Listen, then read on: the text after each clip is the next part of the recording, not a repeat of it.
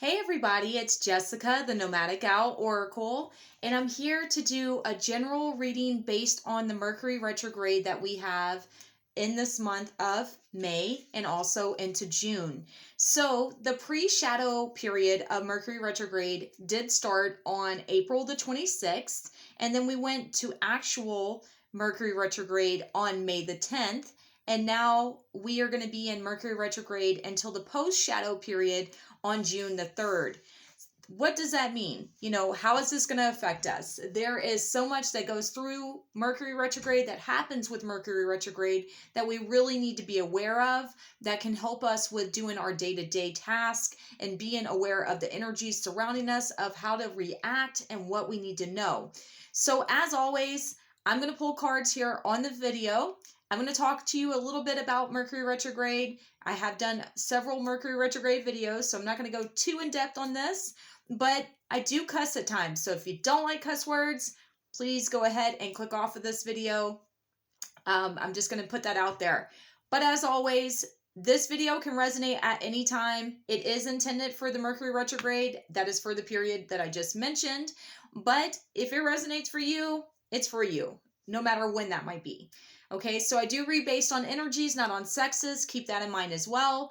And let's get started.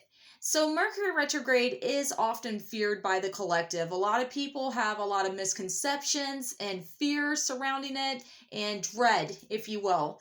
Mercury is the planet that rules communication, also things going smoothly as far as like electronics and things like that. And it can really cause a lot of disarray when it goes retrograde. So when it goes retrograde, it's known that miscommunications might happen. There might be technical issues. Technology tends to go wonky. Your car might break down. You might have huge misunderstandings as far as what you said, maybe fights and things like that. So it is a time when Mercury is in retrograde to be really aware of how you're projecting yourself, of what you're saying, of how you come across to others. You want to make sure that you read and that you think through everything you say and do, because once you send it, once you say it, you can't take it back.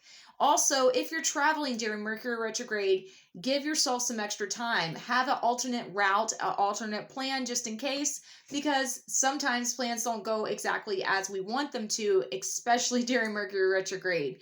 Myself included. I've had two different trips I had planned that were going to be during this period, and they both have been canceled now. So fun times.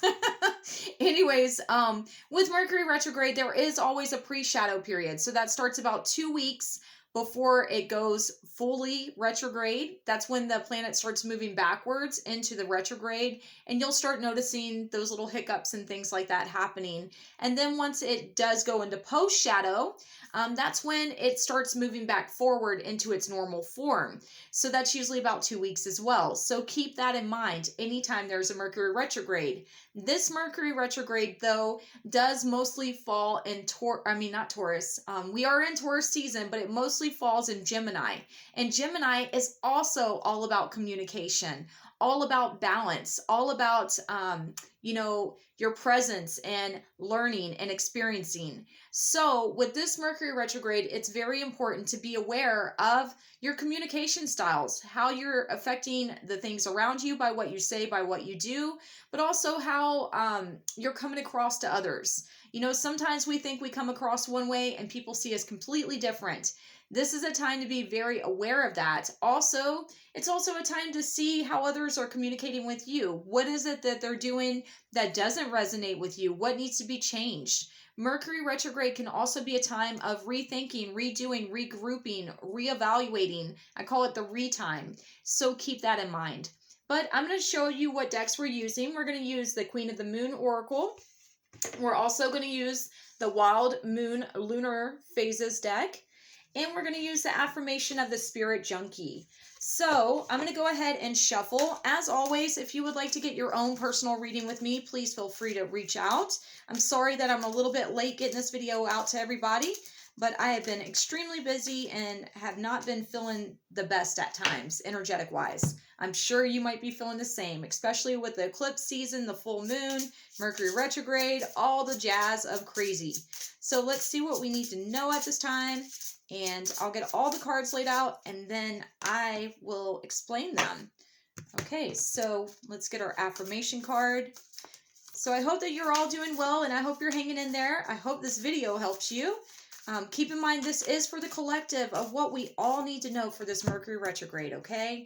So, all right, there is a lot going on here, obviously.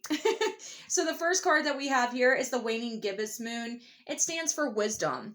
So what I'm getting is that during this Mercury retrograde, you are learning a lot. A lot's being uncovered. A lot is being realized. A lot is being worked through.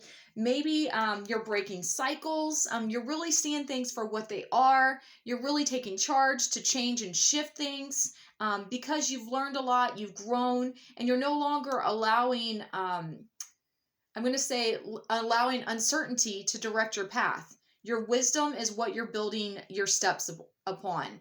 By going into solitude, by studying, researching, asking questions, you're going to learn a lot during this Mercury retrograde that can be vital for your ascension, for your growth, and for you to be able to get through this energy without having a meltdown. Let's be real here. So the next card that we have here is the Waning Quarter Moon, and it stands for grounded surrender. It says, sage wisdom and stillness, like the hermit of the mountain or the hooded man of the tree of life, knowledge has been garnered by experience. Through hardship and ease, through challenge and victory, duality merges with oneness. A light in the darkening nights emerges to guide us through. Again, wisdom. Going within, taking time out to ground yourself, to spend in solitude, to really reflect on things. Hermit, that's what they do. The Hermit card represents really taking that time out to ask yourself the questions that need to be asked, to really evaluate things. The more that we go within, the more we can find what needs to be healed, what needs to be worked through, what's working, what's not working, and what actions we need to take. So in this moment, it is very important to ground, to honor your energy, to reserve your energy, to make sure that you're taking care of yourself. That is a huge part of this. There might be times where you feel very overwhelmed and you just need to spend a little bit of time alone, maybe grounding out in nature, taking Epsom salt baths, saging yourself, incense, essential oils, crystals, whatever you got to do to get your mind, body, and soul right. That is what this is about. So honoring yourself. Shadow work might be a huge component of this. And a lot of people fear shadow work, but know that the more that you heal, the more that you evaluate, the more that you learn, the more that you acknowledge, the more that you can move past these old cycles, old feelings, old patterns that no longer serve you, to move into an energy of what you want to bring in. This energy that we've been in Taurus, we're about to go into Gemini season. And it's going to help us a lot with taking back our power, with taking back our life, with really being open to exploring after we do this purge, if you will. So the next card that we have is our affirmation. It says, my power lies in my peaceful presence. So this reminds me and makes me think of, you know what? No matter what's going on outside of you, choose peace. No matter what you might be facing, it's time to really sit and find that place of solitude, of groundedness, of, just like being unfuckable with, okay? Like, I don't know how else to say it than that. Really don't allow the outside world to cause you chaos, okay? You can only control how you react to things. You can only control what you do. You can't control others, unfortunately, or fortunately, depending on how you look at that. But this is saying that you can control your actions, your reactions to things. Sometimes crazy things are going to happen. Sometimes people are going to blow up. Sometimes people aren't going to like what you're doing. It doesn't matter. This is more about you knowing that the more that you choose peace, the more that you choose your sanctuary, the more that you choose to ground yourself, the easier you're going to be able to get through this. So don't engage in the chaos. Don't allow other people to bring you down. Do what you got to do, and build upon that for your future, for your reality. Spend time in nature. I can't stress that enough. Take care of yourself. That is so important through this Mercury retrograde, but also learning the lessons so that you don't repeat cycles. So guys, I hope that this helps you. I hope it resonates. I hope you have a fantastic Mercury retrograde. I know that things go wonky. Like I said, I'm dealing with my own stuff. I'm kind of sad about my trips not going as planned, but I'm going to do the best I can to be okay and get through that. And yeah, so I love you all. I'm here if you need me. If you'd like to set up your own personal reading, please feel free to reach out. And I will see you soon. If you haven't yet, please like, share, and subscribe to my YouTube channel. And until next time, guys, bye everybody.